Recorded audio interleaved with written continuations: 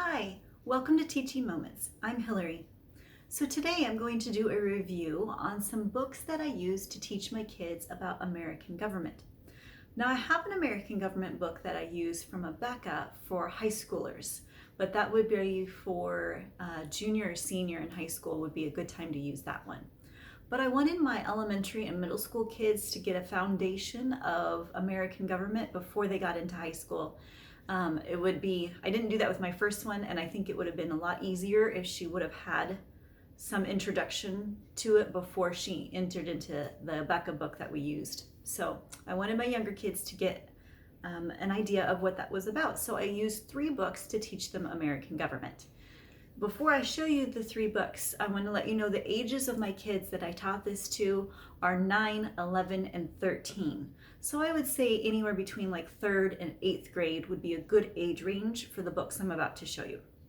So one of the books that I used, I have already done a review on, and that's called America Votes. It was a really good book about how America's voting process works. So check out that review. And you can also check out the Abeka review on the American government for the high schoolers book in one of my posts, if you look back. Okay, so the other 2 books I wanted to show you are called The U.S. Constitution and You and How the U.S. Government Works. So I found both of these books at Mardel Bookstore. If you have one in your area. If not, I'm sure you could probably go online and be able to order some.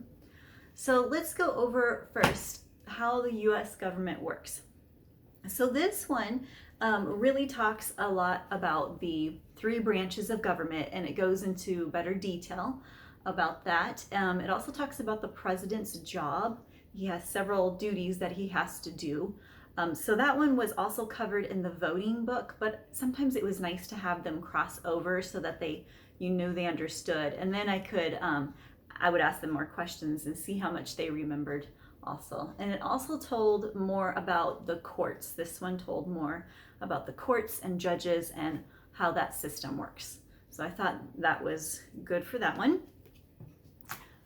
The U.S. Constitution and You covers more of the history, like why did we have to have a constitution? What did we have first? And what did we need the Constitution for? It also talks about the rights of the states. So it talks about the national level, then the state level, and then it talks about individual people.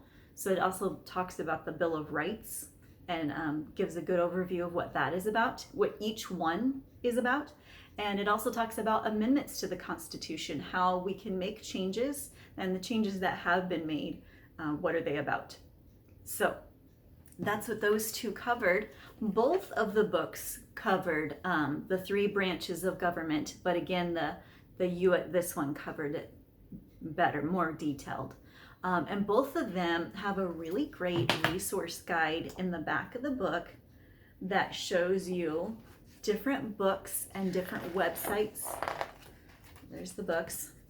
And then it also shows you websites that you can go to if you wanted to dig deeper. So of course they'll be a little bit different for the book because this has more on the Constitution, that's more on the government. But I really like those. Those are invaluable if you wanted to go on and learn more. But I thought the combination of the 3 books that I used were very helpful for giving them a good understanding and a foundation of U.S. government. And I hope that has helped you, and thank you for watching.